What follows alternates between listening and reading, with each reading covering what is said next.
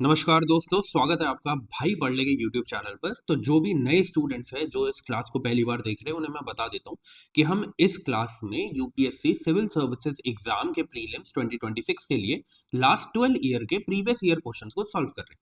और हम हर दिन 15 क्वेश्चन सॉल्व करते हैं। 15 क्वेश्चंस क्यों सॉल्व कर रहे हैं? क्योंकि हर एक क्लास में हम हर एक क्वेश्चन का डिटेल्ड एक्सप्लेनेशन देखते हैं। अगर उस पर्टिकुलर क्वेश्चन में कोई इंपॉर्टेंट कीवर्ड है तो उस कीवर्ड से रिलेटेड जितना भी स्टैटिक का पोर्शन है वो कवर करते हैं। एंड साथ ही देखते हैं कुछ सेम ट्रिक्स। सेम ट्रिक्स का मतलब और कुछ नहीं है बल्कि यूपीएससी की लैंग्वेज को समझना है। अगर आप इस यूपीएससी की लैंग्वेज को समझ गए तो बहुत से ऐसे क्वेश्चंस हैं जिनमें से बहुत सारी ऐसी स्टेटमेंट्स होंगी जिन्हें आप डायरेक्टली एलिमिनेट करके अपने आंसर तक जल्दी पहुंच जाएंगे। तो अगर डायरेक्टली बोलूं तो हम क्या कर रहे हैं, हम 15 क्वेश्चंस को रोज डिकोड करते हैं। ठीक है। अभी ये क्लासेस आपके मंडे टू फ्राइडे देखने को मिलती हैं। दोपहर 2:05 पर मैं इन क्लासेस को अपलोड कर देता हूँ।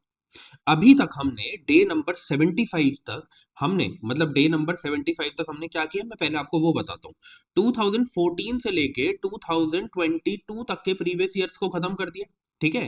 एंड जो हमारे 2023 का प्रीवियस ईयर पेपर है उसे हमने क्लास 75 में स्टार्ट किया था। ठीक है। तो उस क्लास में हमने इसके पहले 15 क्वेश्चन कर लिए।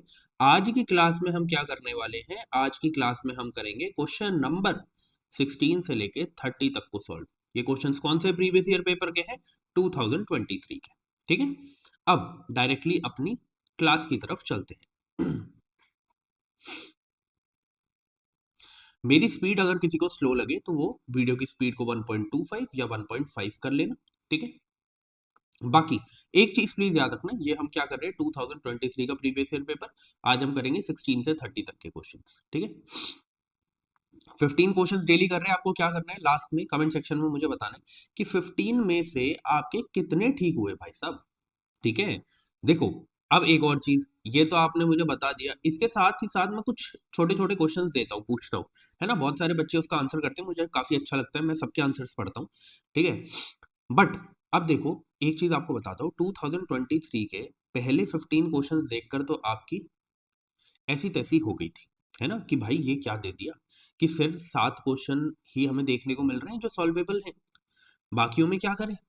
बट मैंने आपको क्या बोला था, इसका कंपनसिएशन यूपीएससी आगे आने वाले प्रश्नों में कर देगा। ठीक है, क्यों? क्योंकि वो यही तो चेक करता है। उसने सेटे में क्या किया, ये सेटे हम करते हैं रोज। ठीक है। सेटे में उसने पहले 15 क्वेश्चन ऐसे बनाए कि सिट्टी पिट्टी गुल हो जाए किसी की भी। बट आगे की 15 क्वेश्चन उतने हार्ड नहीं थे। तो यही मैं कहता हूँ, जब भी आपको कोई एग्जाम पेपर हार्ड देखने को मिल रहा है, उसके पहले 15 क्वेश्चन, पहले 10 क्वेश्चन, तो उससे पूरे पेपर को जज मत करो। बस इतना ध्यान रखो कि हाँ, हर पेपर में 10 से 15 क्वेश्चन आपको देखने को मिलेंगे जो हार्ड होंगे। क्या पता वो सबसे पहले मिल जाए, क्या पता वो आखिरी में मिले, क्या पता वो बीच में मिल जाए, क्या पता वो कहीं और मिल जाए, बट मिलेंगे जरूर। तो आपको उन पर ध्यान नहीं देना, आपका सारा ध्यान होना चाहिए वो क्वेश्चंस कौन से हैं जो मैं सॉल्व कर सकता हूँ।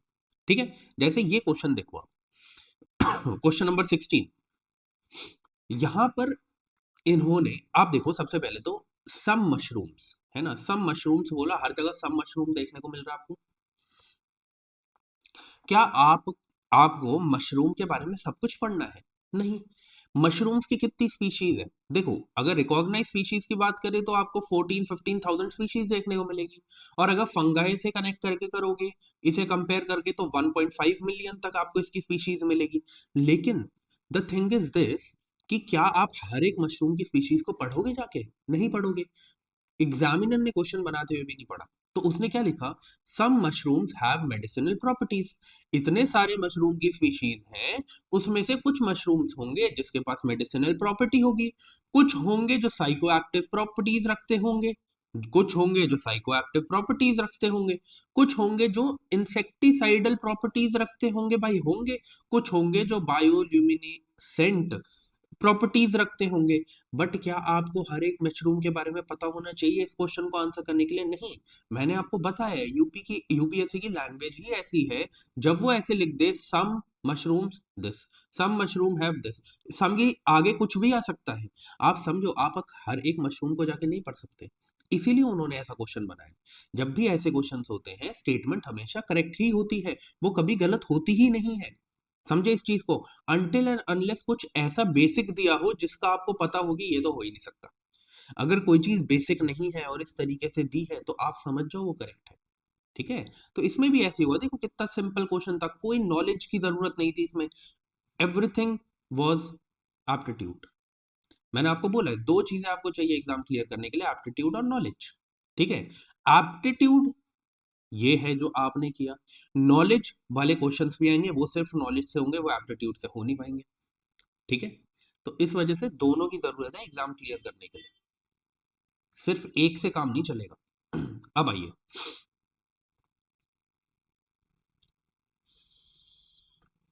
ओके, अब ना ये क्वेश्चन था इंडियन स्क्विरल्स के बारे में। मतलब कि सिंपल सी बात, species and news. Species and news हम कहाँ कवर करते हैं? करंट अफेयर्स के सेशंस में, मंथली करंट अफेयर्स में, है ना? तो जो भी नहीं देख रहा है वो जाके देख सकता है, आप किसी भी मैगजीन से अपनी करंट अफेयर्स को पूरा करो अगर आपको करना है तो, और उसके बाद आके यहाँ पे क्वेश्चन सॉल्व कर लो। 100 क्वेश्चन मैं करवाता हूँ हमेशा, 3 वीडियोज यूजुअली होती हैं, 3 वीडियोज में 100 क्वेश्चन मैं आपको करवाता हूँ। एक प्लेसेज इन न्यूज की होती है और बाकी दो टोटल करंट अफेयर्स की होती है। ठीक है, सब क्वेश्चन बेस्ड है, आप पढ़ लो कहीं और से जहां से आपको पढ़ना है, और जिसके बाद टाइम नहीं है कि नहीं हमें पढ़ना नहीं है, मैगजीन से इतना टाइम नहीं है डायरेक्ट क्वेश्चंस करने, वो डायरेक्ट क्वेश्चंस कर सकते हैं आगे, क्योंकि एक्सप्लेनेशन भी मैं प्रोवाइड करता हूँ ऑन द स्पॉट जब मैं क्वेश्चन करवा रहा हूँ तो, जैसे मैं इसमें कर रहा हूँ। ठीक है, अब देखो यहाँ पे लिखा हुआ है, they build nest by making burrows in the ground. चलो ठीक है, हमें नहीं पता, वैसे तो मुझे आपको ये पता है इंडियन स्क्विरल्स हमेशा कहाँ दिखती है? पेड़ पे, है ना? आप खुद सोचो, कभी बरोज में रहती है? कभी नहीं रहती, चूहे करते हैं वो काम। ठीक है, लेकिन ये नहीं करते, बट फिर भी अगर इन्होंने बोला है तो हम मान देते, चलो नहीं पता, छोड़ दो।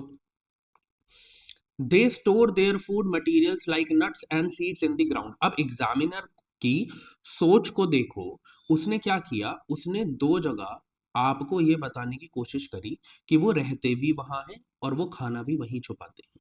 ठीक है, वो रहते भी वहां है और वो खाना भी वहीं छुपाते हैं, लेकिन इनका काम एकदम उल्टा है। ये क्या करते हैं, ये रहते तो ट्रीज पे है, ये रहते तो ट्रीज पे है, बट ये खाना कहाँ छुपाते हैं? ग्राउंड में। कौन सा खाना? जो चीज इन्हें बाद में यूज करनी हो, लाइक मान लो आप कि ठंड का जब टाइम आता है तो ये इनकी एक्टिविटीज कम हो जाती है, तो उस टाइम पर ये क्या करते हैं, ग्राउंड में अपना खाना पहले छुपा के रखते हैं और बाद में उसे कंज्यूम करते हैं। ठीक है, तो आप प्लीज एग्जामिनर की इधर सोच को समझना कि उसने क्या किया, उसने ये बोला कि दो जगह ग्राउंड लिखा और उसने इन दोनों को कनेक्ट करने की कोशिश करी कि जहां वो रहते हैं वहीं वो खाते भी हैं, वहीं वो अपना खाना रखते हैं, ऐसा वो नहीं करते। बट ये चीज तो आप कॉमन सेंस से ठीक कर सकते थे, आपने अपने आसपास तो स्क्विरल्स देखी होगी ना, वो थोड़ी ग्राउंड में रहती है जाके, क्योंकि यहाँ करीब इंडियन स्क्विरल्स की बात थी, वो ट्रीज पे रहती है, सिंपल सी बात है। फिर उसके बाद दे आर ओमनीवोरस। क्या वो ओमनीवोरस होती हैं? बिल्कुल वो ओमनीवोरस होती है ना, ये भी हमें बेसिक पता ही है स्क्विरल्स के बारे में। बट कब ये पता चलेगा, ये बेसिक चीज है, जब आप डेली बेसिस पे क्या करेंगे, करंट अफेयर्स को पढ़ेंगे, डेली बेसिस पे क्या करेंगे, आप न्यूज के साथ जुड़े रहेंगे, स्पीशीज एंड न्यूज के साथ जुड़े रहेंगे। वो कैसे होगा? मैं आपको बोलता हूँ मंथली करंट अफेयर्स करो, आपको ये चीजें समझ में आ जाएंगी, है ना, कि कौन सी स्पीशीज जो है वो क्या कर रही है। बट मैं ये नहीं कहूंगा आपसे कि सिर्फ स्पीशीज एंड न्यूज ही पढ़ते चले जाओ पूरा दिन, नहीं, सारी करंट अफेयर्स पढ़ो, मंथली बेसिस पे सारी करंट अफेयर्स पढ़ो। ठीक है, उसमें से जो स्पीशीज एंड न्यूज होंगी उसे अपने दिमाग में रखना। ओके, तो इसमें क्या है, ओनली टू जो है वो करेक्ट है, क्योंकि पहली स्टेटमेंट जो है वो इनकरेक्ट हो जाती है। ठीक है, और जब भी ऐसी कोई सिंपल स्टेटमेंट आती है ना, they are omnivorous, they are herbivorous, they are carnivorous, जिसमें कुछ एक्स्ट्रा नहीं समझाया गया, आप उस बात को समझ जाओ वो ठीक ही होंगी। और मैं आपको इस पूरे पेपर में दिखा दूंगा, जहां जहां पर बहुत ही सिंपल वे में कोई चीज लिखी हुई है ना, वो गलत है ही नहीं, आपको आज दिखाऊंगा मैं, देखो जरा, अगले पे चलते हैं। अब इस क्वेश्चन के लिए मैं आपको टाइम देता हूँ, अब मुझे बताना, ये 3 क्वेश्चन जो फर्स्ट, चलो सेकंड को अगर नहीं पता कोई बात नहीं, पर 18, 2 क्वेश्चन यहाँ पे टोटल क्या है, दो क्या, आगे भी बहुत क्वेश्चन आएंगे, उनमें से अभी की तो हमने 3 किए, तो 3 में से 2 क्वेश्चन जो है, ये जो आपको 18 दिखेगा, ये भी एकदम लल्लू पंजू क्वेश्चन है। ठीक है, जो यूपीएससी ने ऐसे, जो जिसे हम कहते हैं ना मार्क्स बांटे हैं, ये लो ले जाओ मार्क्स। ठीक है, ये उसने ऐसे किया है।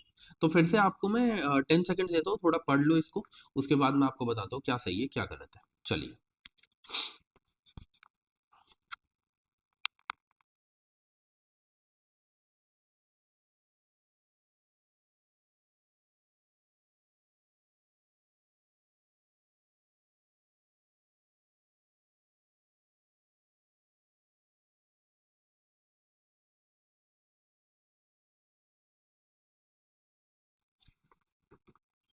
देखो फिर से वही, सम माइक्रो ऑर्गेनिजम्स, भाई माइक्रो ऑर्गेनिजम्स लाखों हैं, लाखों को पढ़ोगे क्या जाके, नहीं पढ़ सकते।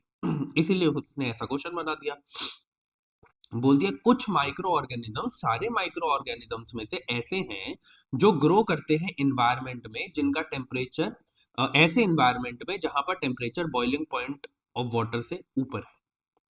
क्या ऐसा नहीं हो सकता? मैं बोल रहा हूँ लाखों है, लाखों माइक्रो ऑर्गेनिजम्स। करेक्ट।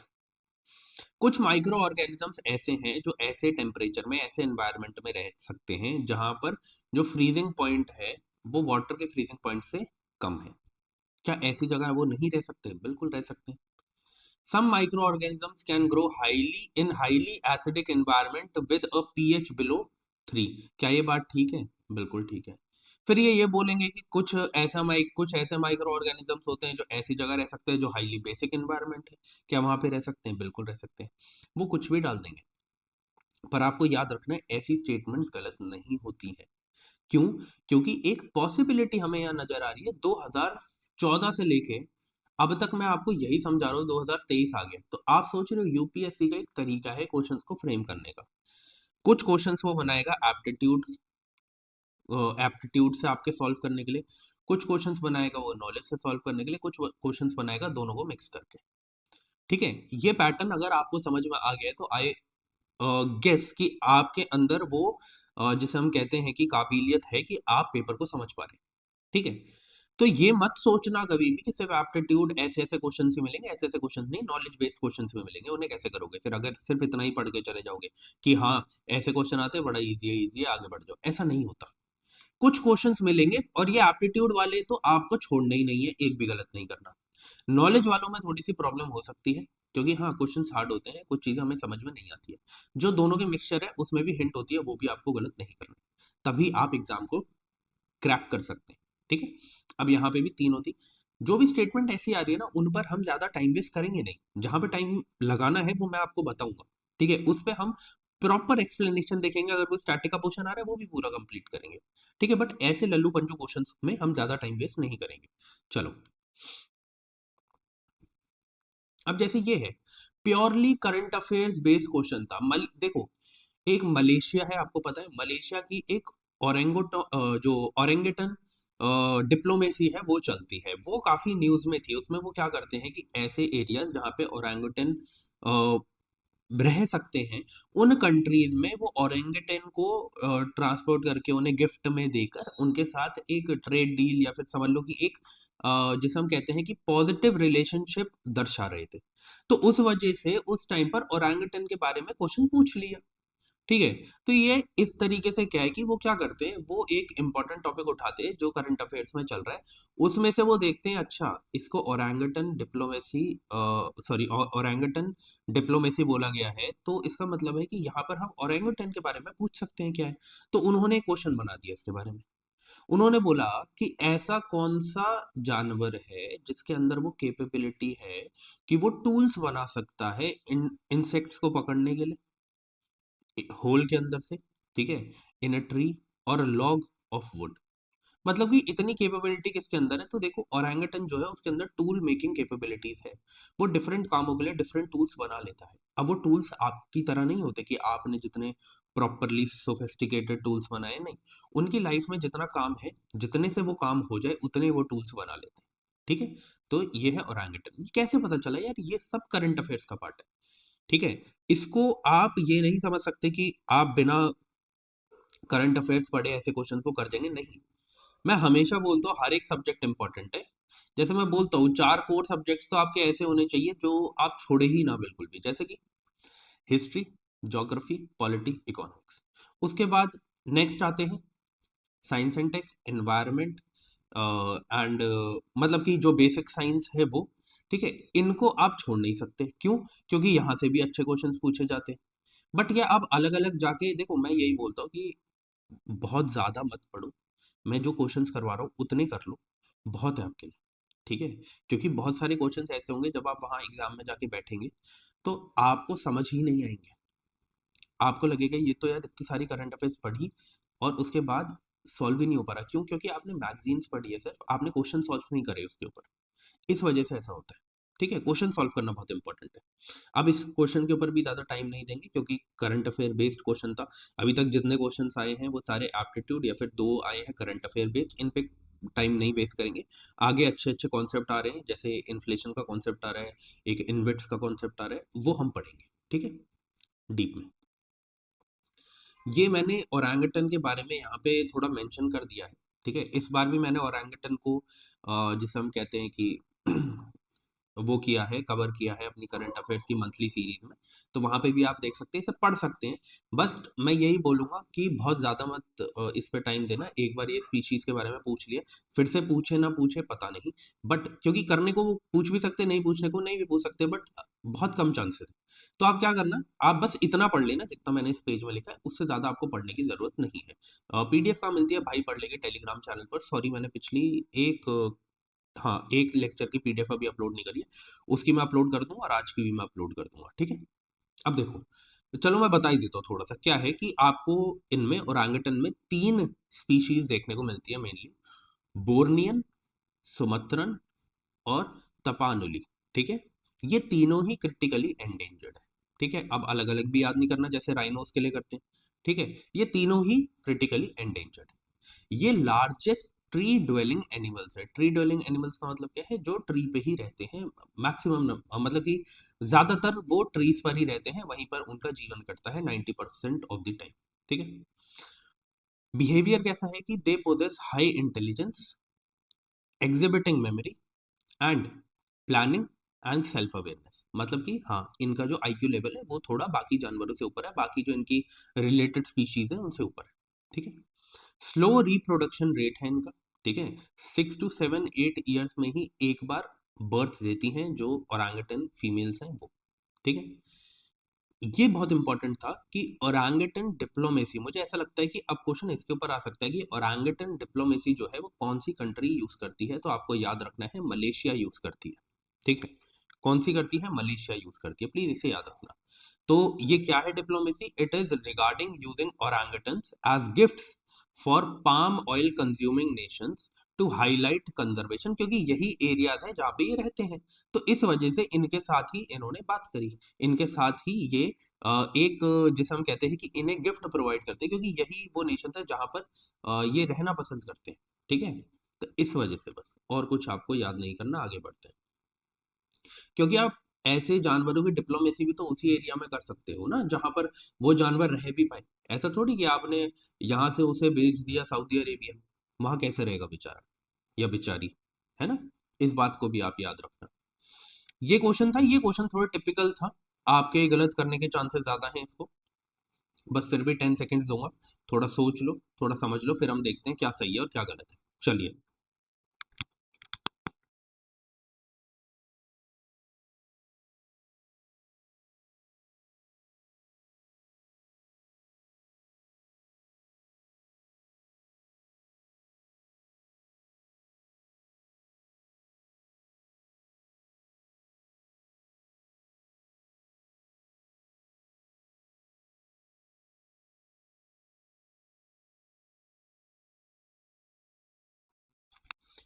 चलिए देखिए, ये ना हाइड्रोफ्लोरोकार्बन्स लाए गए थे एज एन ऑल्टरनेटिव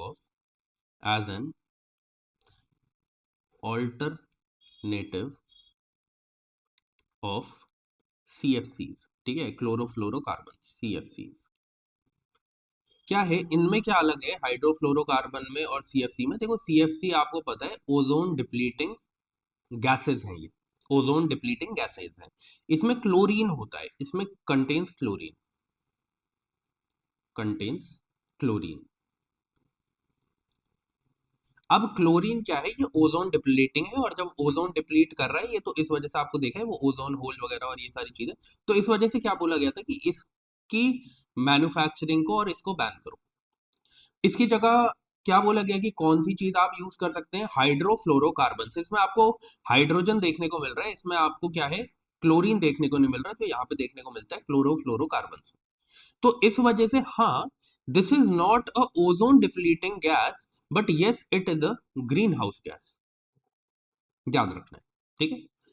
तो अब ये बोला गया कि ये हाइड्रोफ्लोरोकार्बन्स जो है ये कौन सी जगह आप यूज करते हैं, ठीक है।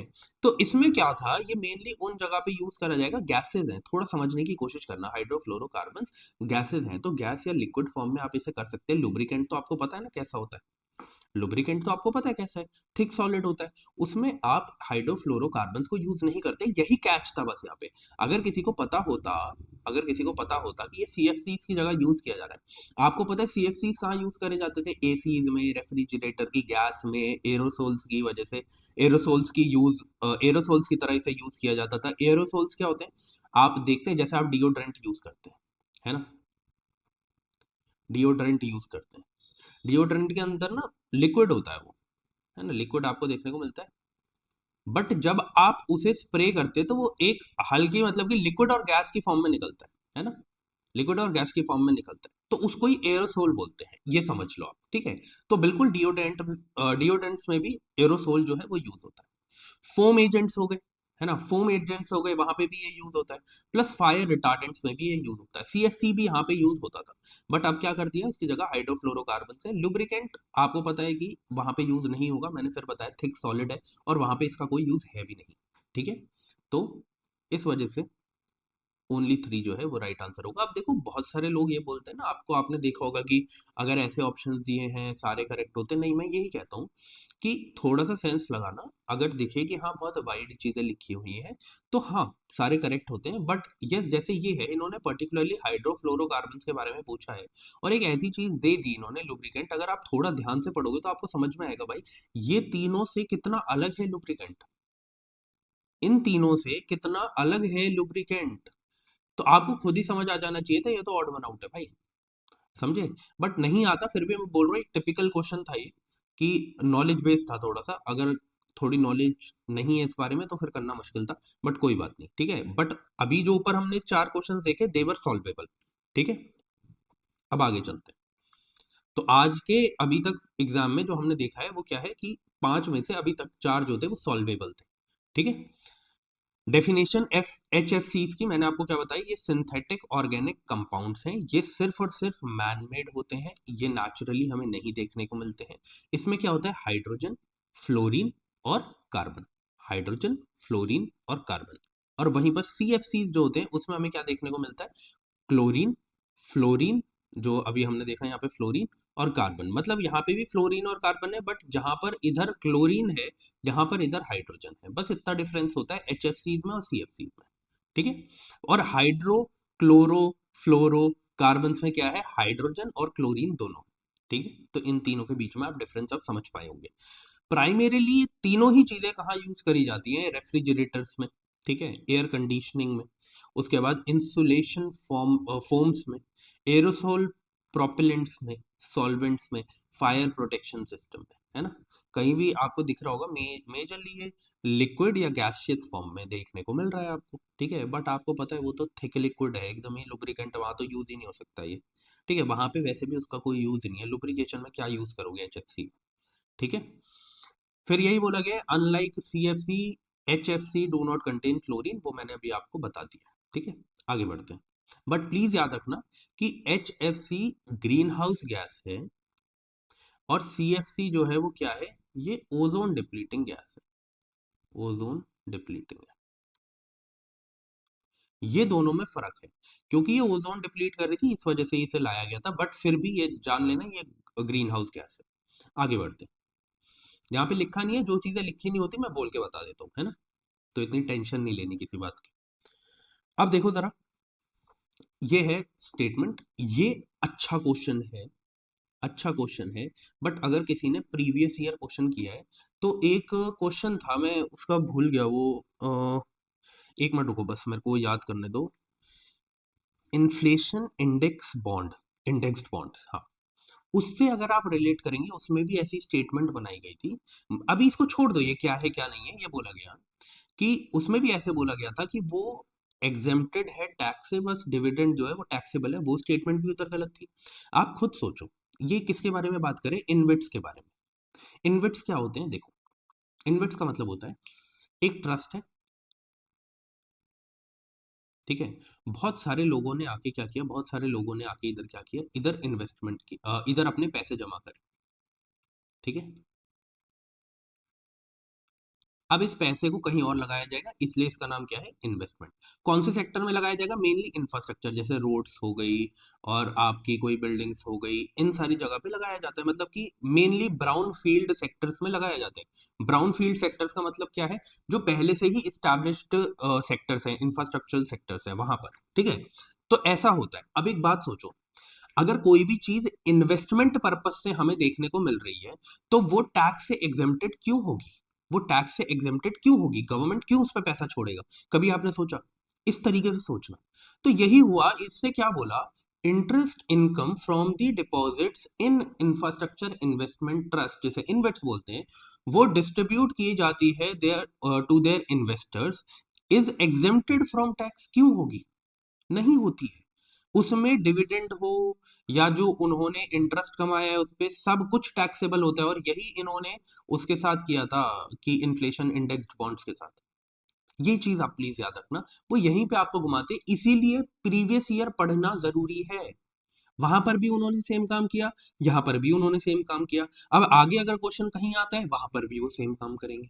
ठीक है, तो प्लीज इसे याद रखना, ये गलत था। और इन क्वेश्चंस में आपको जैसे ही पता चल जाता है कि एक स्टेटमेंट गलत है, आप आंसर तक आसानी से पहुंच जाते हैं, क्योंकि ये स्टेटमेंट ही ऐसे फ्रेम है। इधर एक ही ऑप्शन है जहां पे फर्स्ट स्टेटमेंट गलत हो सकती है, डी। समझे इस चीज को, तो आई होप आपको ये बात समझ में आई होगी। Okay. Invites are recognized as borrowers in SARFAESI act 2002, बिल्कुल ठीक बात है, सारफेसी की ही फुल फॉर्म है, securitisation and reconstruction of financial assets and enforcement of security interest Act 2002। ठीक है। अब मैंने क्या बोला, वो यूजुअली एक्ट गलत नहीं करते। ठीक है, और वो भी तब जब वो इतना सिंपली लिखे कि इन्वेट्स जो है, उसके जो बोरोवर्स हैं, उनको एक एक्ट के थ्रू रिकॉग्नाइज किया जाता है। बहुत सिंपल सिंपली लिखा है। आपको सिंपल इसलिए नहीं लग रहा होगा क्योंकि सारफेसी एक्ट की फुल फॉर्म लिख दी बस, इस वजह से। बट आपको याद रखना है कि ऐसी चीजें करेक्ट होती है, बट आपको सेकंड स्टेटमेंट को पढ़ने की भी जरूरत नहीं थी, क्योंकि फर्स्ट स्टेटमेंट हमें समझ में आ गया था गलत है। बट अब क्या है कि आगे आने वाले सालों में ना, इन्वेट्स के ऊपर एक प्रॉपर क्वेश्चन देखने को मिल सकता है स्टेटमेंट्स वाला। तो हम इन्वेट्स के बारे में पढ़ लेते हैं क्या होता है। ठीक है, देखो सबसे पहले तो आपको याद रखना है, इन्वेस्टमेंट करी जा रही है। ठीक है, तो वो कौन देखेगा, सेबी। सिंपल सी बात है।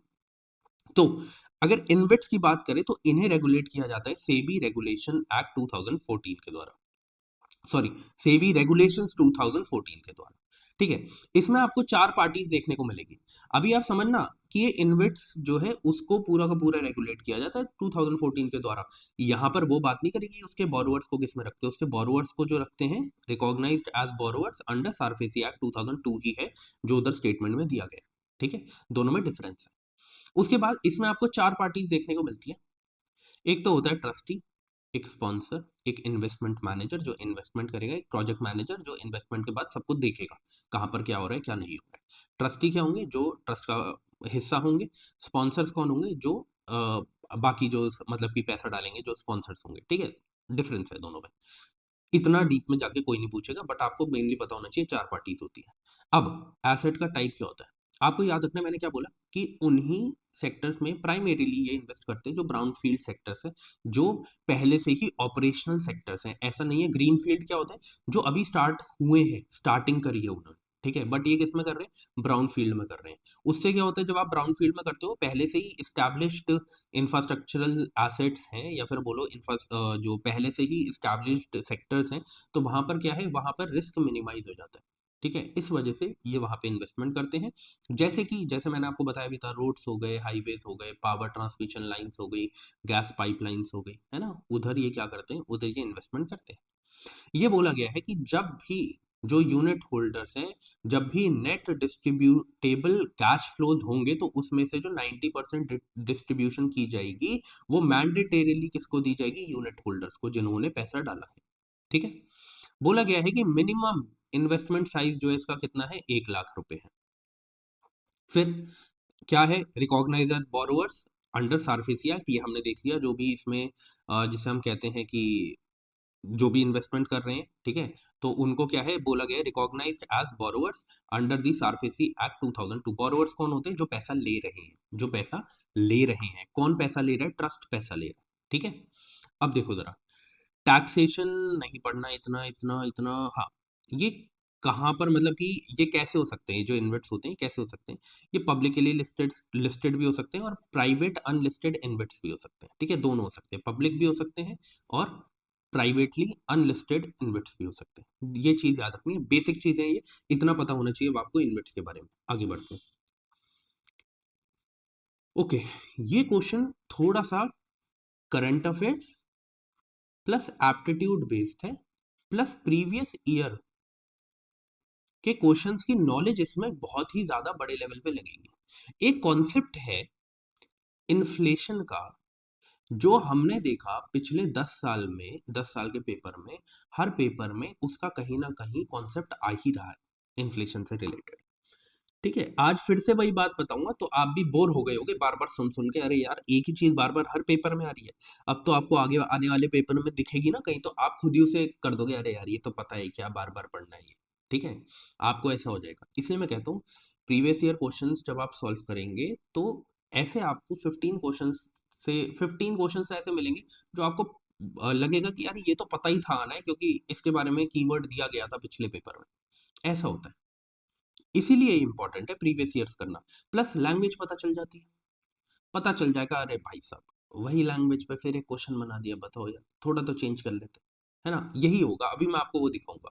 तो आपको 10 सेकंड दे रहा हूँ, आप पढ़ लो, थोड़ा समझ लो, ठीक है। मैं बस एक आइडिया दे देता हूँ आपको। उस टाइम पर ऐसा हुआ था कि पोस्ट पैंडेमिक में, क्योंकि इकोनॉमिक एक्टिविटी एकदम रश करी थी, तो इस वजह से हमें इन्फ्लेशन देखने को मिली थी। अब उस टाइम पे इन्फ्लेशन हो रही थी, तो क्या होगा क्या नहीं होगा, आप जरा इसे पढ़ो और फिर मैं आपको आंसर बताता हूँ थोड़ी देर में। चलिए।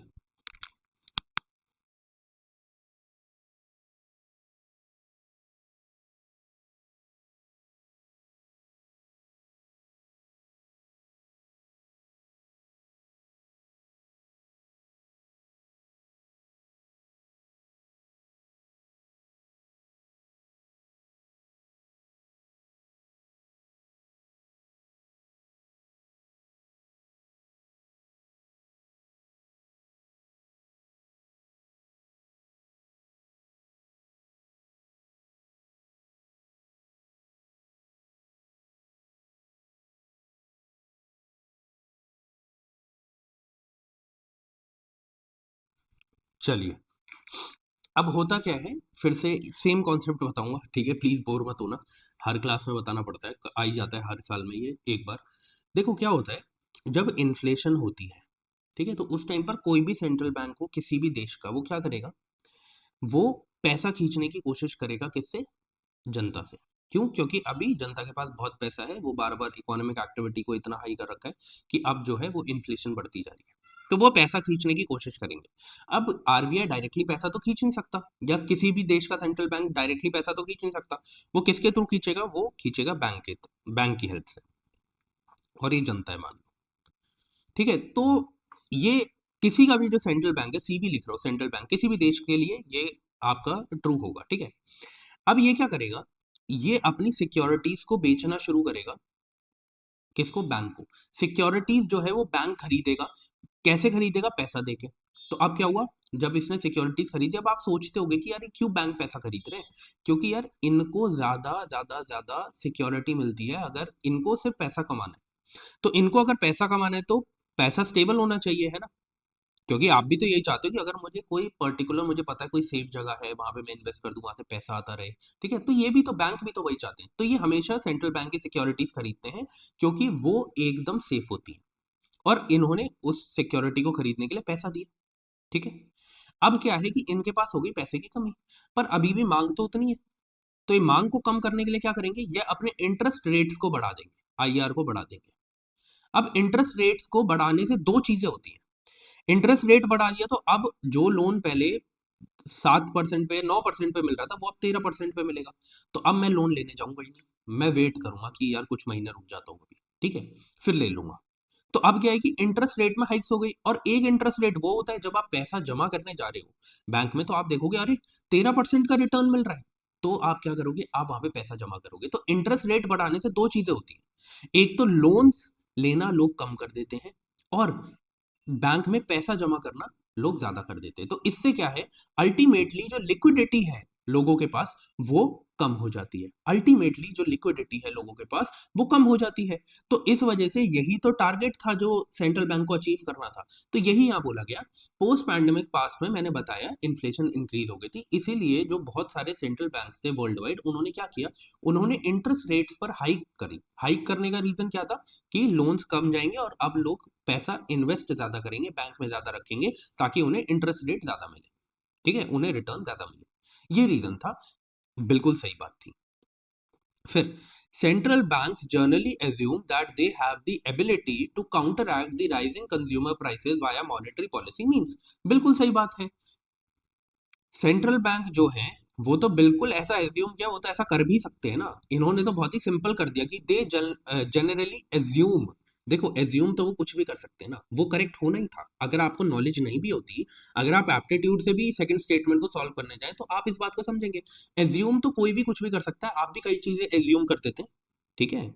तो ये बोला गया, इन्होंने ये भी नहीं बोला कि ये करते हैं, इन्होंने बोला दे जनरली एज्यूम। तो आप समझिए ऐसी स्टेटमेंट गलत हो ही नहीं सकती। अगर आपको नॉलेज भी ना हो ना, सिर्फ एप्टीट्यूड से जाओ, वैसे तो इसकी नॉलेज होनी चाहिए, बेसिक है एकदम, ठीक है, बट ना भी हो तब भी आप सोचो वो लिख क्या रहे हैं।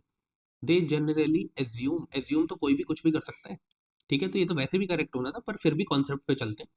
तो ऑब्वियसली आपको पता है सेंट्रल बैंक क्या करते हैं, स्टेरिलाइजेशन करते हैं। स्टेरिलाइजेशन का मतलब क्या है, स्टेरिलाइजेशन का मतलब है या तो पैसे को इंजेक्ट करना, इंजेक्ट करना मार्केट में, या तो पैसे को वहां से निकाल लेना। ये पूरा का पूरा काम, वो स्टेरिलाइजेशन का पूरा काम कैसे करते हैं, वो ओपन मार्केट ऑपरेशंस की हेल्प से। ओपन मार्केट ऑपरेशंस की हेल्प से, जहां पर वो अपनी सिक्योरिटीज को बेचते हैं और खरीदते हैं, दोनों काम करते हैं। जैसा भी हाल चल रहा होगा मार्केट का वैसे वो काम करते हैं, ठीक है। इसको क्या बोलते हैं, जो ये करते हैं उसे स्टेरिलाइजेशन बोलते हैं। कहाँ करते हैं, ओपन मार्केट ऑपरेशंस में करते हैं। किसे बेचते हैं, अपनी सिक्योरिटीज को बेचते हैं। तीन चीजें आपको पता होनी चाहिए, ठीक है। तो ये बात भी एकदम ठीक है। तो लेकिन लेकिन लेकिन ये इसका कोई मतलब, ये समझो कि ये इसका कोई जिसे हम कहते हैं कि क्या करेक्ट एक्सप्लेनेशन है, ये सोचो जरा, क्या इसका ये एक करेक्ट एक्सप्लेनेशन है। In the post pandemic past many central banks worldwide had carried out interest rate hikes because central banks generally assume that they have the ability to counteract the rising consumer prices via monetary policy means। क्या ये इस question का answer हो सकता है, बीच में because लगा दिया करो बस, बिल्कुल हो सकता है। इसीलिए ये बोला जाएगा कि ये इसका करेक्ट एक्सप्लेनेशन भी है। क्योंकि वो करते ऐसा क्यों करते हैं, क्योंकि वो ये अज्यूम करके चलते हैं कि वो ऐसा करने पर चीजों को कर्व कर सकते हैं, ठीक है, जो भी कंडीशन चल रही है उसको न्यूट्रलाइज कर सकते हैं, ठीक है। सिंपल सी बात है, बिकॉज लगा दिया करो बस बीच में। अब आ जाओ इस पे इस पे भी एप्टीट्यूड से ही आपका जो आंसर है वो आ जाएगा। नहीं भी पता होगा तब भी आ जाएगा, नॉलेज नहीं भी होगी तब भी आ जाएगी। मैं ये नहीं कह रहा सब क्वेश्चन में ऐसा होगा, बट इसमें हो रहा है। अब आप इस चीज को देख रहे हो, कल का जो आपने जब पेपर सॉल्व किया 2023 का, वहां पर पहले 15 क्वेश्चन कितने हार्ड थे, और यहां पर आप देखोगे नेक्स्ट 15 क्वेश्चंस रिलेटिवली कितने कम हार्ड हैं। 12 क्वेश्चन ऐसे हैं 15 में से जो आप कर सकते हो नॉलेज और एप्टीट्यूड से। तो मैं इसीलिए बोलता हूँ, कोई भी जैसे अगर पहले ऐसे क्वेश्चंस मिल जाए ना बहुत हार्ड क्वेश्चंस, तो अपना जो संयम है उसे बना के रखना, पेशेंस बना के रखना। आगे ऐसे क्वेश्चंस आएंगे जो सॉल्वेबल है, यही 15 क्वेश्चंस डिसाइड नहीं करेंगे कि पेपर आपका कैसे जाने वाला है। आगे के जो 75 क्वेश्चंस है वो सॉरी 85 क्वेश्चंस है वो डिसाइड करेंगे, ठीक है। तो अगर कुछ ऐसा दिखता है ना तो बस ये सोच लिया करो, चलो बला टली, अब आगे इतने हार्ड क्वेश्चन नहीं आने वाले, ठीक है। क्योंकि और अगर आ गए, मान लो आ गए, तो आप सिलेक्टिवली उन क्वेश्चंस को ढूंढना जिस पर आपकी नॉलेज, आपका एप्टीट्यूड वर्क करे। क्योंकि आपको पता है कितनी गई थी इस पेपर में, 75 के अराउंड गई थी ना कट ऑफ। 75 का मतलब ये है कि अगर मैं मैक्स टू मैक्स भी लेके चलूं तो वैसे तो आप 38 में भी क्लियर कर लोगे करंट वो, पर मैं बोलूँ कि अगर 40 क्वेश्चंस भी आपके करेक्ट हो जाते ना नेट, तब भी आप इसको कर लेते 100 में से सिर्फ 40 यार। समझे इस चीज को। तो इसलिए मैं कह रहा हूँ कि थोड़ा सा अपनी नॉलेज को बढ़ाओ, एप्टीट्यूड को एनहांस करो, ठीक है, और आप एग्जाम क्लियर कर जाएंगे। बहुत दिक्कत लेने की बात नहीं है। अगर आपको ऐसा लगता है ना आपका हिस्ट्री स्ट्रांग नहीं है, तो हिस्ट्री को बेसिक सोर्सेस से पढ़ो, जैसे आपकी एनसीईआरटीज हो गई, वहाँ से पढ़ो, तमिलनाडु की एनसीईआरटी है वहाँ से पढ़ लो, जहाँ से भी आप पढ़ना चाहते हैं, ठीक है। एंशंट हिस्ट्री को वहाँ से पढ़ लो, मॉडर्न हिस्ट्री लिए आपके पास स्पेक्ट्रम है, आप वहाँ से बेसिक चीज़ें ये पढ़ो, ठीक है। और जितना आता है उतना करो, क्योंकि बाकी सब्जेक्ट्स है ना वहाँ पे आप देखो सबका हर एक सब्जेक्ट स्ट्रांग नहीं हो सकता। जैसे मेरा भी जो जिसे हम कहते हैं कि बहुत ऐसी चीज़ें हैं जो मेरे को भी ऐसा लगता है कि हाँ मेरी स्ट्रांग नहीं है, बट क्या मैं सिर्फ उन पे ही रह जाऊँ? जैसे मुझे पता है कि जब मैं अपने अ, उस पे था स्कूल टाइम में, मुझे पता था मेरी केमिस्ट्री अच्छी नहीं है, तो क्या मैं उसी को लेके बैठा रहूँ बस कि केमिस्ट्री अच्छी नहीं है भाई, क्या करूँगा, कैसे पीसीएम को सॉल्व करूँगा, है ना, पीसीएम को कैसे मतलब कि पास करूँगा इन क्लासेस को। बट आपको वर्क करना है, आपको पता है हर एक सब्जेक्ट से इक्वल, ऑलमोस्ट इक्वल क्वेश्चंस ही पूछे जाते हैं। तो अगर आपको लगता है कि आपकी हिस्ट्री स्ट्रांग नहीं है, तो बेसिक सोर्सेज से उसे रीड करो, और फिर जो स्ट्रांग सब्जेक्ट्स हैं उन पर थोड़ा ज़्यादा काम कर कर बाकी सब्जेक्ट्स को साथ में लेके चलो, बस इतना करो, ठीक है। क्योंकि मुझे पता है बहुत सारे लोग ऐसे आते हैं जो साइंस बैकग्राउंड से, फिर हिस्ट्री समझ में नहीं आती है, ठीक है। बट बार बार पढ़ोगे आ जाएगी, कोई ज़्यादा हार्ड नहीं। अब देखो यहाँ पे आओ, carbon market are likely to be one of the most widespread tools in the fight against climate change. Carbon markets are likely to be one of the most, मैंने क्या बोला था, जब ये वर्ड यूज करे यूपीएससी, तो आपको क्या समझना है कि वो statement 99% of the times correct है। बट अब थोड़ा सा हम सेंस बना लेते हैं, जब हमें ना ये कॉन्फिडेंस आ गया कि 99% ऑफ द टाइम पे करेक्ट होगी, तो अब हम थोड़ा सा सेंस बनाकर चीजों को अच्छे से पढ़ लेते हैं कि हाँ क्या गलत तो नहीं है, किसी तरीके से भी चेक कर लेते हैं। अब देखो, कार्बन मार्केट्स क्या है आपको पता होगा, अब तक तो आपने पढ़ लिया होगा, उस टाइम पे कॉन्सेप्ट न्यू था पर अब तो नहीं है। कार्बन मार्केट्स में क्या होता है, एक ये कंपनी है, एक ये कंपनी है, ए और बी, ठीक है। मान लो, ठीक है, मान लो, और दो और भी एग्जांपल्स बताऊंगा, ये एक छोटी सी बात बता रहा हूं। मान लो इसने क्या किया, इसने पॉल्यूशन जो एमिशन है, कार्बन एमिशन जो है वो एक पर्टिकुलर समझ लो कि जो जिसे हम कहते हैं लिमिट 50% की है, मान लो, मान लो लिमिट 50% की है, बस इसने 60% क्या किया, 60% इसने एमिशन किया है किसका, कार्बन का। फिर वहीं पे आ जाओ कंपनी बी, कंपनी बी को लिमिट कर रखा है कि 50% तक करना है, बस इसने तो 20% किया, मतलब इसने अपना 30% बचाया हुआ है। अब वो क्या कर सकती है ये कंपनी बी, इस 30% को कहीं और बेच सकती है कि मैंने तो 30% कम एमिशन किया है, बट आप लिमिट 50% की थी, मैंने से 20% किया, 30% अब मैं किसी और कंपनी को बेच सकता हूँ। तो वो क्या करेगा, अपना जो जिसे हम कहते हैं कोटा है, वो किसी और को बेचेगा पैसों के लिए। तो इनडायरेक्टली क्या हो रहा है कि एक कंपनी अपने एक्स्ट्रा एमिशन के लिए पे कर रही है, ठीक है।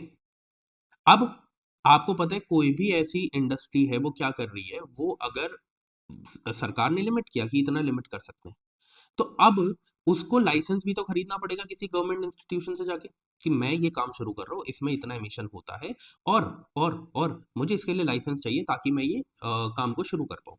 तो आप देख रहे हो इसमें प्राइवेट टू प्राइवेट भी देखने को मिल रहा है, प्राइवेट टू गवर्नमेंट भी देखने को मिल रहा है जो पैसा जा रहा है, ठीक है। तो इसमें दोनों तरीके के काम होते हैं। अब चलते हैं अपने क्वेश्चन पे। Carbon markets are likely to be one of the most widespread tools in the fight against climate change.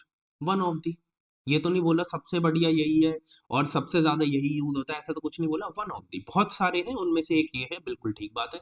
One of the जहां लिखा हो 99% ऑफ द टाइम्स करेक्ट होता है। वैसे तो अभी तक 100% का रेट चल रहा है, बट फिर भी मैं 99% लेके चलता हूँ हमेशा हर चीज में, क्योंकि अगर कोई चीज वन ऑफ द लगाने के बाद भी सेंस ना बना रही हो, तो भाई कॉमन सेंस को यूज कर लेना, ठीक है। बट मैं 99 क्यों बोलता हूँ, क्योंकि अभी हमने प्रीवियस ईयर में जितने किए हैं जहां भी अभी वन ऑफ दी लिखा हुआ है वो सारी स्टेटमेंट सही हुई है, ठीक है। फिर स्टेटमेंट टू पे चलते हैं। Carbon markets transfer resources from private sector to state. नहीं कर रहे क्या, रिसोर्सेज को ट्रांसफर कर तो रहे, ठीक है। और वहीं पे फिर मैं वही, अगर इसे एप्टीट्यूड से करने जाओगे तो एप्टीट्यूड से भी कर सकते हो। Carbon markets transfer resources from the private sector to the state. क्या कुछ एक्स्ट्रा लिखा, क्योंकि ऐसा होता है, क्या एक्स्ट्रा समझाया, नहीं समझाया। क्या कोई एक्सट्रीम वर्ड ऐड किया, नहीं किया, ठीक है। एकदम सिंपल रखा है क्या स्टेटमेंट को, बिल्कुल रखा है। तो फिर ऐसी स्टेटमेंट गलत नहीं होती। या आप एप्टीट्यूड से भी कर सकते हो, लेकिन अगर नॉलेज हो तो भाई फिर तो बहुत ही बढ़िया है। ठीक है, फिर तो बहुत ही बढ़िया है, वारे न्यारे हैं फिर तो। अगर आप मतलब कि जैसे हम कहते हैं कि नॉलेज रखते हैं इतनी कि कार्बन मार्केट्स क्या है, उनका काम क्या है, कैसे वर्क करती है, कैसे नहीं, फिर तो आपके लिए आसान है। लेकिन मैं उनके लिए बता रहा हूँ जो मतलब क्या है कि इतना जिन्होंने नहीं पढ़ा है बट एप्टीट्यूड से वो सॉल्व कर सकते हैं, तो मैं उनको उतना बता सकता हूँ। ठीक है, अब द थिंग इज दिस कि क्या ये दोनों रिलेटेड हैं? क्या मैं अगर क्वेश्चन पूछूं, why carbon markets are likely to be one of the most widespread tools in fighting against climate change, because carbon markets transfer resources from private sector to state? क्या ये ऊपर वाला जो क्वेश्चन है उसका नीचे आंसर है? क्या ये उसका एक्सप्लेनेशन है? बिल्कुल भी नहीं, बिल्कुल भी नहीं। इसलिए हम क्या लिखेंगे, इट दोनों स्टेटमेंट करेक्ट है बट ये करेक्ट एक्सप्लेनेशन नहीं है, इसीलिए हम ऐसा लिखेंगे। ठीक है, आगे बढ़ते हैं। अब वही जो ऊपर चीज मैंने बताई आपको, कॉन्सेप्ट बताया स्टेरिलाइजेशन का, किससे कनेक्टेड होता है? ओपन मार्केट ऑपरेशन से। क्या किया जाता है? सिक्योरिटीज को बेचा जाता है, खरीदा जाता है। अब आप एक बात बताओ, अगर आपने सिर्फ इतना पता होता कि स्टेरिलाइजेशन किससे जुड़ा हुआ प्रोसेस है, ओपन मार्केट ऑपरेशन से, क्या बाकी पढ़ने की भी जरूरत है? कुछ पढ़ने तक की जरूरत नहीं है। फिर से बता दूं, फिर से बता देता हूँ, देखो। स्टेरलाइजेशन मत का मतलब होता है करेंसी को मार्केट में इंजेक्ट करना या इजेक्ट करने से रिलेटेड है। अब इसमें क्या होता है, इसमें एक प्रोसेस होता है ओपन मार्केट ऑपरेशंस का, उसके हेल्प से ये काम किया जाता है। किस काम को किया जाता है? स्टेरलाइजेशन के काम को किया जाता है। ठीक है, इस ओपन मार्केट ऑपरेशन में क्या किया जाता है? जो आरबीआई या फिर मैं बोलूं जो गवर्नमेंट की सिक्योरिटीज हैं, उसे आरबीआई बेचता है। ठीक है, बेचता है और खरीदता है। काम ऐसा क्यों करेगा? जब भी ऐसा लगेगा इन्फ्लेशन हो रही है तो अपने सिक्योरिटीज को बेचेगा। ठीक है, क्यों बेचेगा? क्योंकि जब वो उसे बेचेगा तो फिर पैसा उसके पास आएगा, आरबीआई के पास। जब भी उसको ऐसा लगेगा कि हाँ डिफ्लेशन हो रहा है, पैसा कम है मार्केट में, तो वो क्या करेगा? वापस अपनी जो सिक्योरिटीज थी, जो गवर्नमेंट सिक्योरिटीज थी, उन्हें खरीद लेगा और बैंक को पैसा दे देगा उस सिक्योरिटीज के बदले। ठीक है, तो ये दोनों काम क्या होते हैं, स्टेरलाइजेशन के टाइम पर किए जाते हैं। किसके थ्रू? ओपन मार्केट ऑपरेशंस के थ्रू, इन्फ्लेशन और डिफ्लेशन को कर्व करने के लिए। ठीक है, इतना सिंपल कॉन्सेप्ट था। मैंने यहाँ पर जो चीज बोली है अपने मुंह से, वही चीज यहाँ पे लिखी हुई है, तो आप इसको पढ़ सकते हैं, तो आपको चीजें और क्लियर हो जाएंगी। ठीक है, जैसे यहाँ पे स्टेरलाइजेशन एक मॉनेटरी एक्शन है यूज्ड बाय सेंट्रल बैंक्स, किसी भी देश का सेंट्रल बैंक हो सकता है। हमारे देश का कौन है? आरबीआई। क्यों किया जाता है? To neutralise the impact of foreign exchange interventions. यही वो चीज है जिससे करेंसी की जो वैल्यू है वो ज्यादा होती है, कम और कम होती है। इसी के ऊपर मैटर करता है सारा, फॉरेन एक्सचेंज इंटरवेंशन के ऊपर। इसी की वजह से फिर इन्फ्लेशन और डिफ्लेशन का कॉन्सेप्ट देखने को मिलता है। ठीक है, तो इस वजह से स्टेरलाइजेशन किया जाता है। ठीक है, प्लीज इसको पढ़ लेना, आगे आने वाले सालों में एक प्रॉपर क्वेश्चन बनाया जा सकता है स्टेरलाइजेशन से रिलेटेड और इस इन्फ्लेशन डिफ्लेशन और ओपन मार्केट ऑपरेशंस के कॉन्सेप्ट से रिलेटेड। ठीक है, मैंने सब कुछ यहाँ पे मतलब कि ऐड कर दिया है। ठीक है, ओके। उसके बाद ये है कुछ, ये इंपॉर्टेंट है, this is important, this is just knowledge based question. यहाँ पे कोई एप्टीट्यूड नहीं लगेगा।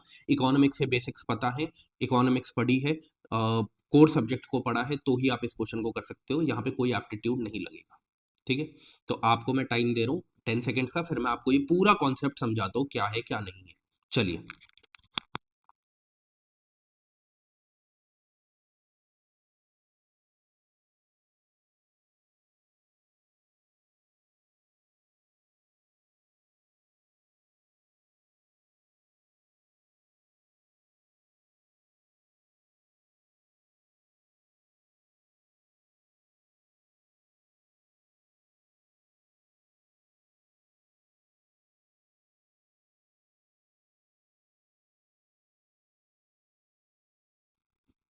चलिए।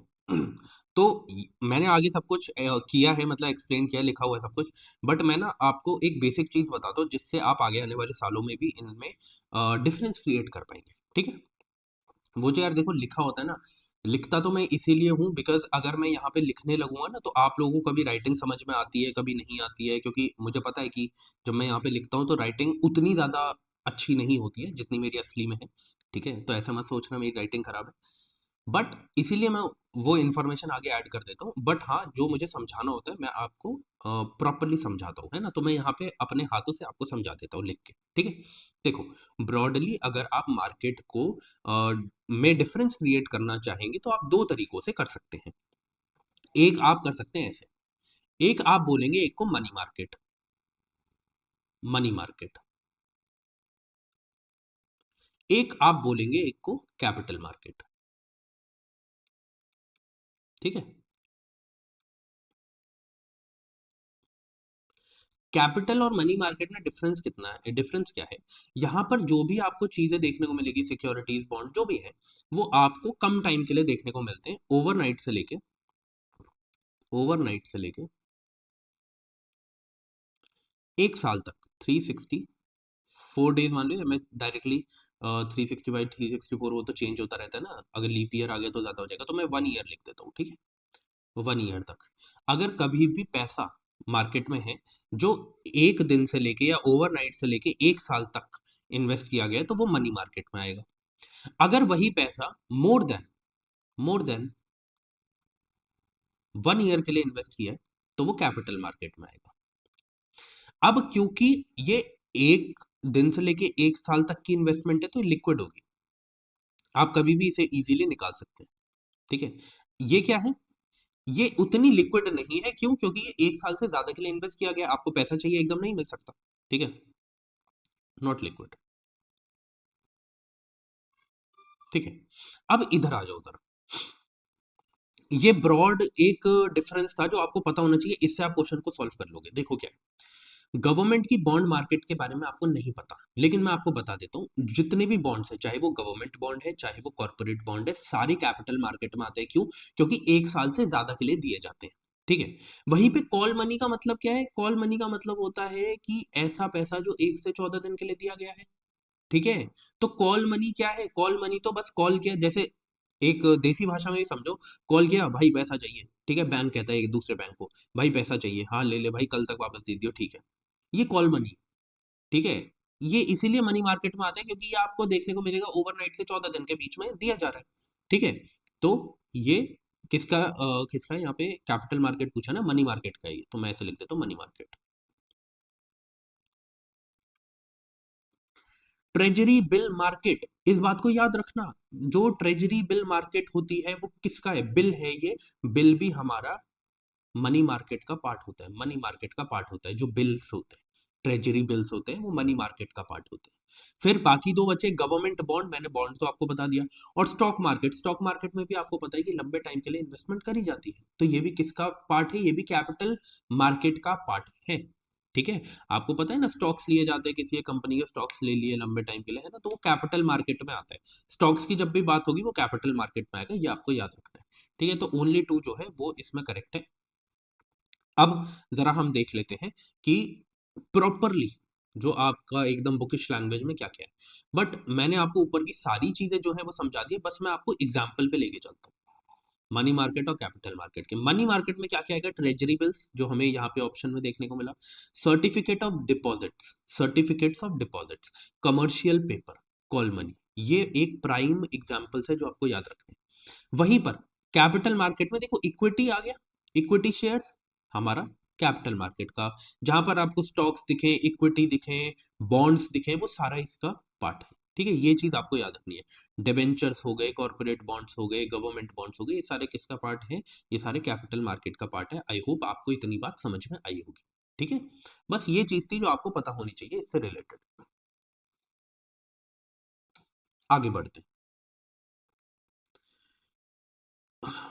चलिए, aptitude based question, small farmer large field, सिर्फ और सिर्फ छोटे फार्मर्स, मतलब कि जिनके पास ज्यादा पैसा नहीं है, जिनके पास ज्यादा फील्ड्स नहीं है, और लार्ज फील्ड मतलब मिलके एक लार्ज फील्ड बना रहे होंगे, सारे छोटे छोटे फार्मर्स मिल गए आपस में और उन्होंने एक बहुत बड़ी फील्ड बना ली। क्या ऐसा कुछ दिया गया है?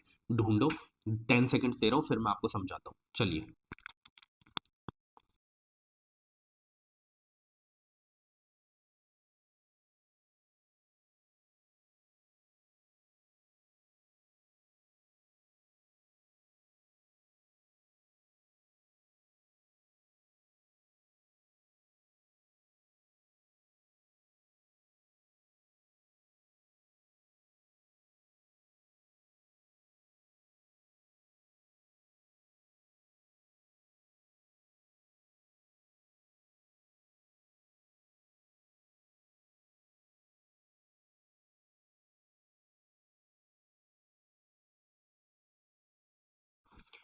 चलिए अब देखिए जरा, सेकंड पे आइए, लिखा गया ना। अब देखो मैं बाकी भी स्टेटमेंट पढ़ता हूँ, मैं आपको बता दूं कि कितना मतलब कि डिफरेंस है।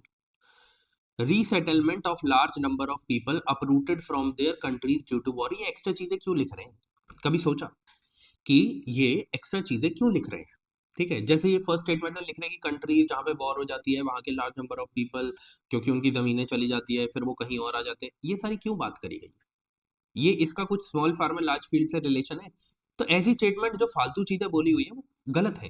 फिर many marginal farmers in an area together make a contract with corporate body and surrender their land, अपनी लैंड ही सरेंडर कर दी to a corporate body for a fix term for which the corporate body makes a payment agreed amount to the farmers. कितना ज्यादा और फालतू लिखा हुआ है। मैं बोलता हूँ ऐसी चीजें, इसका कोई यूज था इस पूरी स्टेटमेंट में? नहीं था। A company extends loans, technical knowledge, and material inputs to a number of small farmers in an area so that they produce the agricultural commodity required by the company for its manufacturing processes and commercial production। ठीक है, बात इसमें देखा कि ये loans दे रहे हैं, technical knowledge दे रहे हैं, मटेरियल इनपुट्स दे रहे हैं, बट इसमें फिर लार्ज फील्ड का क्या हुआ? स्मॉल फार्मर्स को दे रहे हैं बट स्मॉल फार्मर्स मिलके लार्ज फील्ड कैसे बना रहे हैं? इसका तो कोई भी यहाँ पे रिलेशन नहीं था। बट वहीं पे यहाँ पे आओ बी में, many marginal farmers in an area organise themselves into groups. अब जब वो ग्रुप्स में आ जाएंगे तो इससे क्या होगा, उनकी फील्ड जो है वो बड़ी होती चली जाएगी, क्योंकि वो एक ही फार्म, जो सारे स्मॉल फार्मर्स हैं अब वो एक ही टाइप का जो क्रॉप है उसे बोना शुरू करेंगे। And synchronise and harmonise selected agricultural operations. क्यों? अब जब पहले समझो एक कोई और क्रॉप उगा रहा था, एक कोई और, एक कोई और, एक कोई और, तो वो एक हब नहीं बन पा रहा था किसी भी चीज का। अब वो क्या कर रहे हैं, उन्होंने ग्रुप बनाया, उन्होंने सारी जमीनों में ये बोला कि अब इस सारी जमीन में हम यही चीज बोएंगे, यही चीज बोएंगे। तो अब क्या है, वो एक हब बन गया, वो एरिया जो है वो एक हब बन गया। अब उससे क्या होगा कि स्मॉल फार्मर से बट मिलके उनकी जो फील्ड है वो लार्ज बन गई और एक ही टाइप की वो क्रॉप उगा रहे। इससे क्या होगा, इससे अ, आपको देखने को मिलेगा कि वहां पर ज्यादा जैसे हम कहते हैं कि सेल होगी, वो एक हब बन के सामने आएगा ना। मतलब उस टर्म को ये बोला जाता है स्मॉल फार्मर लार्ज फील्ड, बस इतना याद रखना है। तो मैंने बोला था जो नाम लिखा गया है उतना ही ढूंढो, बस बस उतना ढूंढो और आगे बढ़ जाओ। अब देखो जरा, ये है नॉलेज प्लस एप्टीट्यूड का कॉम्बिनेशन वाला क्वेश्चन। कैसे करोगे अभी आपको बता देता हूँ, आपके पास है 10 सेकेंड्स, थोड़ा सोच लो समझ लो फिर मैं आपको बताता हूँ। चलिए,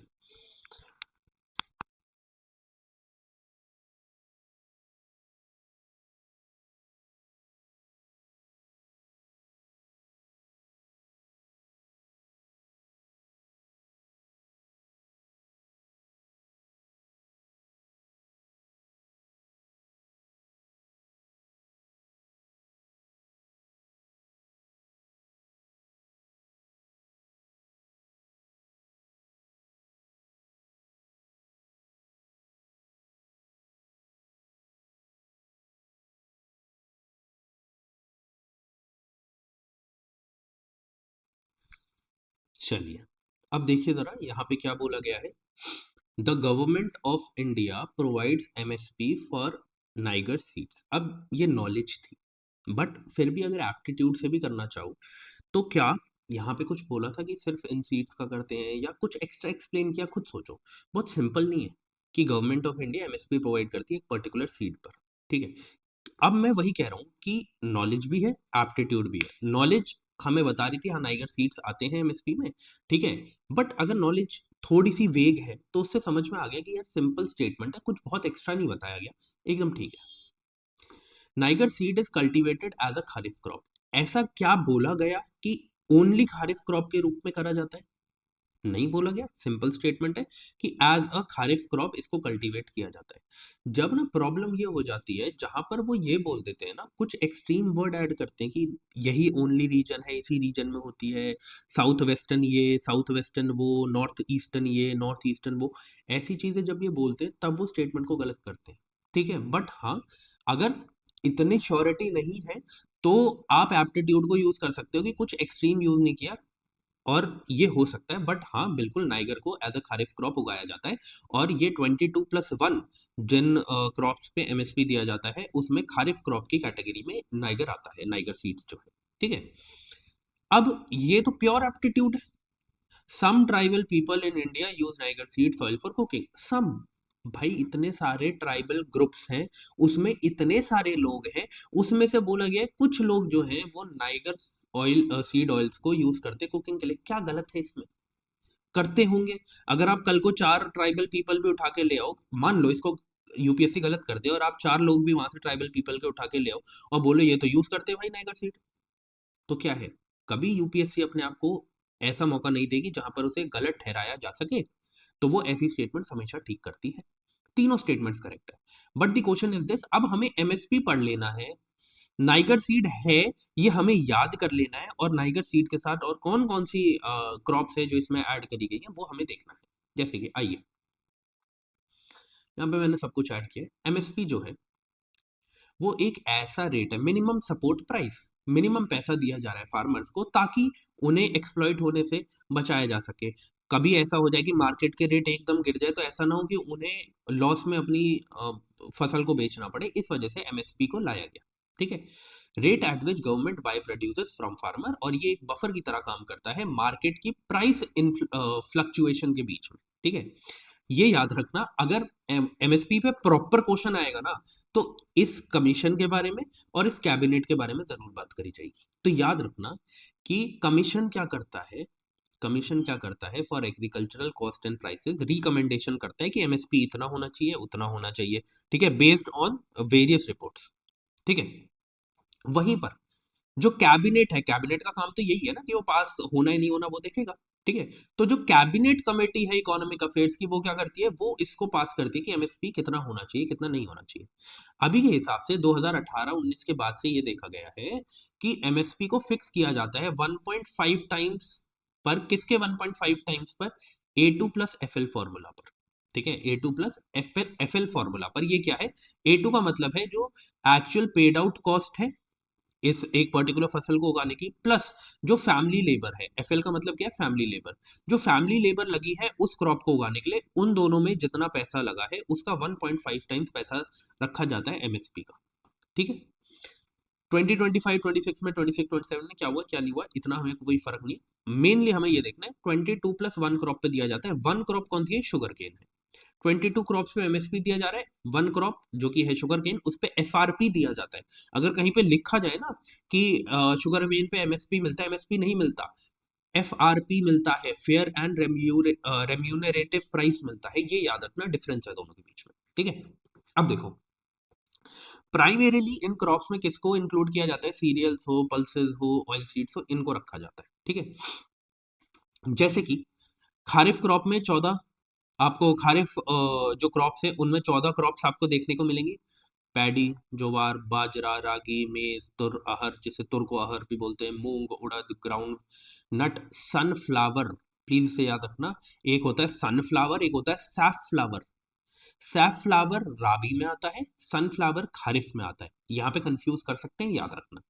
सोयाबीन, सीसम, नाइगर सीड्स, इसकी बात करी गई अभी, यहां से पूछ लिया गया, एंड कॉटन, ये सब खारिफ में आता है।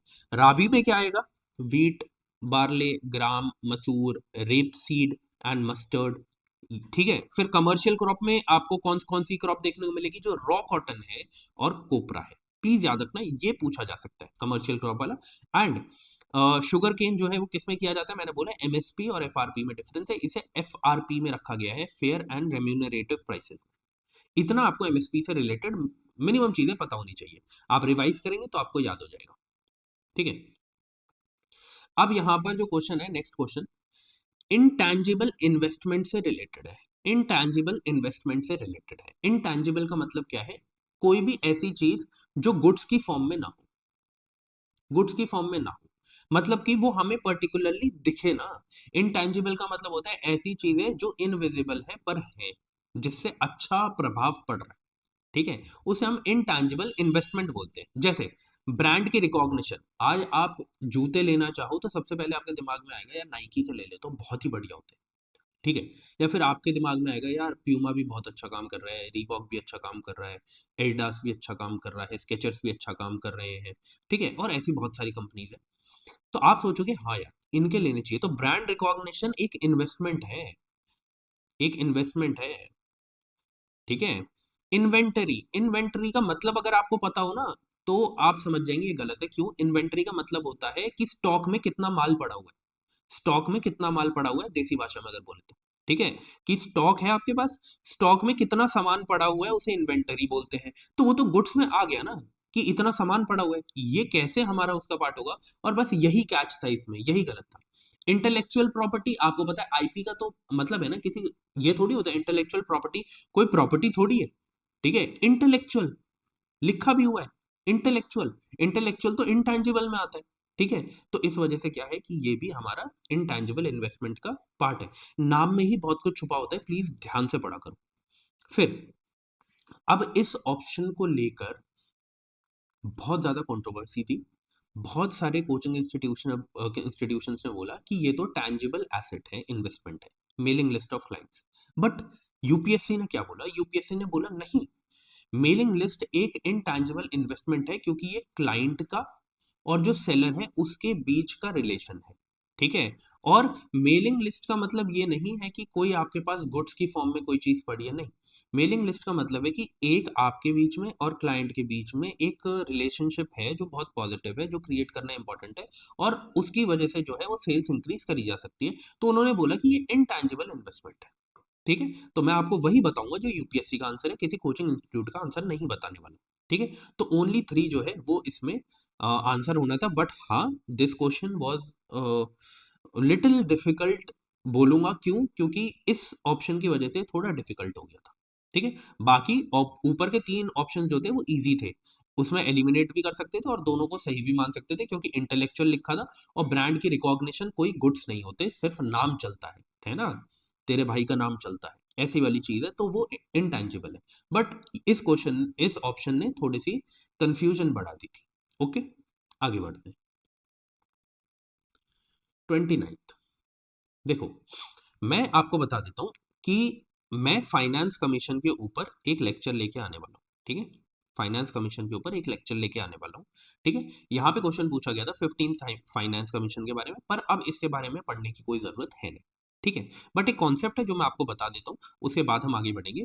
इसके ऊपर अब फिर से आगे आने वाले सालों में क्वेश्चन पूछा जा सकता है, 2026 में पूछा जा सकता है, इसीलिए इससे रिलेटेड मैं एक वीडियो अपलोड करूंगा, ज्यादा से ज्यादा 25 to 30 मिनट्स की, ठीक है। और मोस्ट प्रोबेबली इस ही संडे को कर दूं, ठीक है, अगले 2 दिन में ही कर दूं, ठीक है।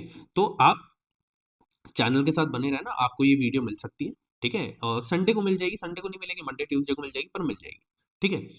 अब एक इधर कॉन्सेप्ट लिखा है कि इन्होंने हॉरिजॉन्टल टैक्स डिवोल्यूशन में कौन कौन से क्राइटेरिया को ऐड किया था, ये इसमें बोला गया, ठीक है। बट आपको अगर पता ही नहीं है कि हॉरिजॉन्टल टैक्स डिवोल्यूशन होता क्या है, तो आप ऊपर देखेंगे क्या, पढ़ेंगे क्या, जानेंगे क्या, है ना। तो हॉरिजॉन्टल टैक्स डिस्ट्रीब्यूशन का मतलब क्या है? देखो ये सेंट्रल गवर्नमेंट है, सेंट्रल गवर्नमेंट एक पर्टिकुलर अमाउंट रखती है कि हमें ये सारी स्टेट्स को बांटने हैं, हमें क्या करना है, ये सारी स्टेट्स को बांटने हैं, है ना, सारी स्टेट्स को बांटने हैं। बट किसी स्टेट की तो मांग ज्यादा है, किसी स्टेट की मांग कम है, तो हमें तो उस हिसाब से बांटना पड़ेगा, है ना, कि जिस स्टेट की मांग ज्यादा है उसको ज्यादा देना पड़ेगा, जहां पर नीड ज्यादा है, ठीक है, जहां पर इन्वेस्टमेंट ज्यादा हो रही है वहां पे ज्यादा पैसा देना पड़ेगा, और जिसकी नीड कम है वहां पे कम पैसा देना है, ठीक है। तो क्या है कि यही वो हॉरिजॉन्टल टैक्स डेवल्यूशन है, जिसकी हेल्प से जितना भी पैसा स्टेट के लिए एलोकेट किया गया है उसमें से किस स्टेट को कितना देना है वो डिसाइड किया जाता है, यही हॉरिजॉन्टल टैक्स डेवल्यूशन है। देसी भाषा में समझा दिया, बुकिश लैंग्वेज में आप आगे पढ़ सकते हो, ठीक है। अब ये बोला गया कि इनमें से कौन कौन सी चीजें हैं जिसके हेल्प से ये हॉरिजॉन्टल टैक्स डेवल्यूशन किया जाता है। डेमोग्राफिक परफॉर्मेंस, खुद कॉमन सेंस रखो, क्या डेमोग्राफिक की परफॉर्मेंस पे ये नहीं रखा जाएगा? बिल्कुल रखा जाएगा।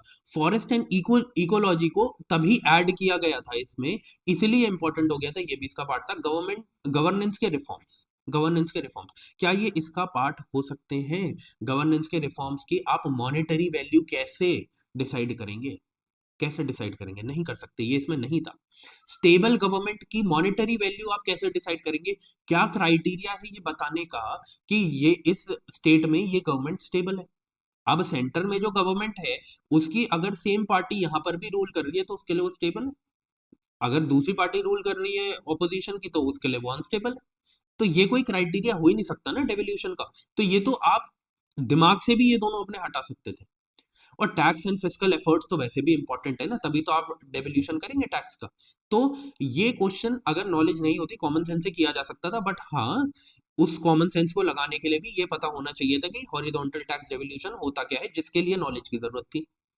ठीक है, तो अब आप समझ सकते हैं कि क्यों आपको बेसिक टर्म्स पता होनी चाहिए, और यही सारी चीजें मैं डिस्कस करूंगा जो मैं फाइनेंस कमीशन की क्लास लूंगा उसमें। ठीक है, अब मैंने हॉरिजॉन्टल टैक्स डेवल्यूशन बता दिया आपको। ठीक है, बट क्या होता है वो यहाँ पे भी लिखा है, आप उसे पढ़ सकते हैं। ओके, आगे चलते हैं। अब चलिए, ये बोला गया है, अब एक चीज, एक कॉमन सेंस जरा आप सोचना इसमें, ठीक है, कॉमन सेंस लगाना। यहाँ लिखा how many of the above does UNOPS sustainable investment in S3I। S3I का मतलब समझ में आ रहा है? तीन चीजें हैं जो इसमें ऐड करी गई होगी सस्टेनेबल इन्वेस्टमेंट में। सस्टेनेबल इन्वेस्टमेंट S और I, और 3 का मतलब क्या है? तीन जगह करी होगी इन्वेस्टमेंट। और यहाँ पे चार ऑप्शन दिए, ये तो समझ आ गया इनमें से तीन ही करेक्ट हो सकते हैं, और उसी तरीके का ऑप्शन भी दिया है।